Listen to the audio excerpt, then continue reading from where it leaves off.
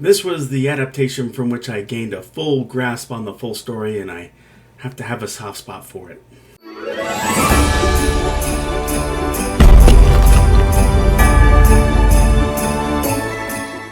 Welcome to my channel, KC, that's me, Carrie Chuck, the Sledge Storyteller.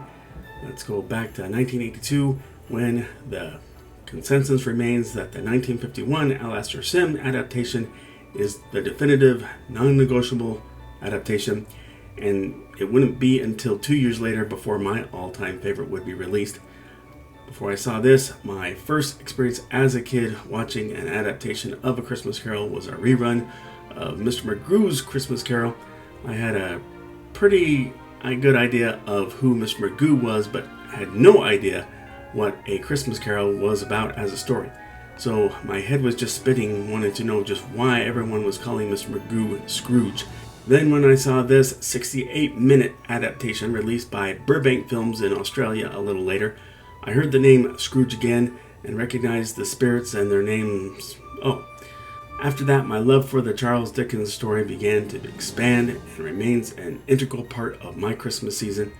And I want to mention that Burbank Studios during this time produced cartoon adaptations of works of Charles Dickens such as Oliver Twist, Great Expectations, David Copperfield, Nicholas Nickleby, and A Tale of Two Cities. And watching each of them will tell you that they weren't exactly sitting on a mountain of money for their budgets, with extensive usage of still images, limited animation, simplified character design, and repeated animation sequences. This Christmas Carol adaptation is no exception. But okay, enough of that tangent. Australian actor Ron Hadrick voices Scrooge here for the second time actually. The first time was produced also in Australia by Air Programs International in 1969. I don't know how much 13 years might have changed his actual voice, but let's just compare. Let me hear another hear, hear from you, Cratchit. And you'll keep your Christmas by losing your situation. One more sound out of you, Bob Cratchit, and you celebrate Christmas by losing your job.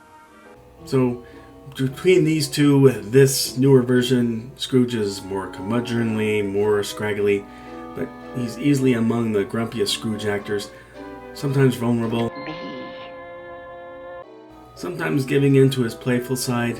Dear old Fezziwig, he knew how to give a party. Sometimes pouty. Because I haven't got a Christmas dinner. But one thing I like that I'll highlight more on later during the redemption segment, he has that very same curmudgeonly voice tone, but he only has to speak the kind words to know that he's still changed, even if he can't sweeten his voice at all. I'm not dipping any further into the rest of the cast. We're talking about 20 more roles divided among 8 other voice actors. Bob Cratchit is his usual hard-working yet timid self. Mrs. Cratchit's sweet to Bob and his children, and of course irritated over having to toast Mr. Scrooge. Tiny Tim's sweet cuteness is dialed up to 11, but what I thought was a good and unique spin on Tim is when Bob recounts to his wife about how he saw Tim in church. We actually get an actual flashback of that event. The depiction here of Jacob Marley just might be the tipping point that makes me feel like this adaptation is worthwhile every year. At least among cartoon Marleys, he has to be the most intimidating, with a haunted, deep, guttural voice and chains that you can tell weigh down on him. And while Marley expresses his regrets over his neglect for the needy and his greed, he also gives us flashbacks to emphasize his regrets over missed opportunities. And while we don't see a whole crowd of ghosts of departed aristocrats fruitlessly trying to give to a homeless mother trying to warm her baby in the cold, we see a single aristocrat hanging from his chain, begging for help while looking at that same homeless mother with her baby. Okay, the Ghost of Christmas Past's short toga is kind of cringy. This was a time when basketball shorts were that short, but the teenage boy voice does work. In this segment with Scrooge and the ghost observing young boy Scrooge, it dips a little into his boy fantasies of Alibaba, but none of the other literature immersions he is known to take in the novella. We get Scrooge's sister coming to him, telling him it's time to come home now that father is much more kind-hearted. The Christmas party arranged by Fezziwig is minimal, but it does still effectively force Scrooge to remember his fun-loving self, as I mentioned before. We get the full segment of Belle breaking off her engagement with Scrooge, followed by the one depicting Belle's happy life with her husband and children, and his having seen Scrooge alone in his office with Marley, soon to expire. Then we get a surreal moment of Scrooge falling down an abyss with floating images of the ghost and the people from his past before he finally lands in bed. The Ghost of Christmas Present is designed as something of a Santa Claus analog, but he still has an English accent. We get a standard depiction of the Cratchit's Christmas dinner. Then we do get a long flight with sequences that do get reused within 7 seconds to observe Christmas celebration by a couple in just one lighthouse. A little more than a lot of adaptations. A depiction of Nephew Fred's Christmas dinner that goes nowhere outside the dinner table. And a touch and go on ignorance and want, more than I can say for a lot of adaptations. But one segment included touches upon a scene from the novella that is rarely depicted in film, where the poor population of London use the kitchens that have been open to them on Sundays and Christmas to use to cook their meals, and the ghost enriches their meals as well. The Ghost of Christmas Yet to Come is slightly above average in design, if you ask me. Some mysticism and effective floating as he leads Scrooge to each destination. The scenery is largely lacking in surreal atmosphere for the most part, outside of the standing men who had been the charity collectors that Scrooge turned away. They're the ones who are discussing Scrooge's death and prospective funeral, as it's pretty run-of-the-mill.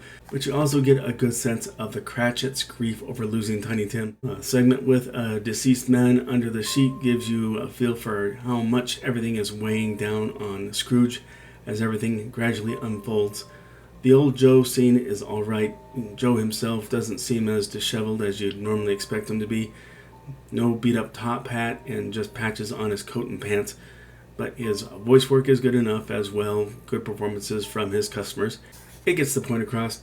But we do get to see Scrooge noticing that he's not in his favorite spot in the tavern, nor in his office where someone else is running the place, who actually does give to charity collectors.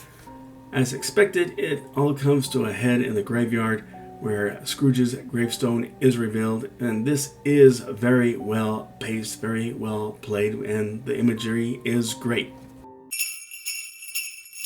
Of course, Scrooge wakes up and is overjoyed at his second chance.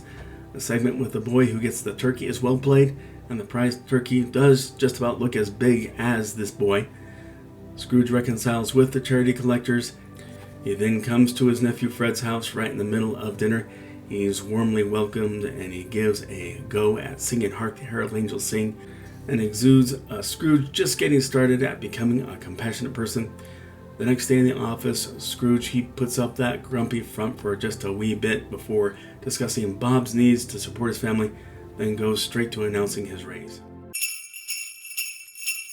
Overall, yes, the animation looks cheap and the dialogue is kind of dumbed down, but it just might be the most complete animated version someone, especially a kid, could watch to easily understand this timeless classic.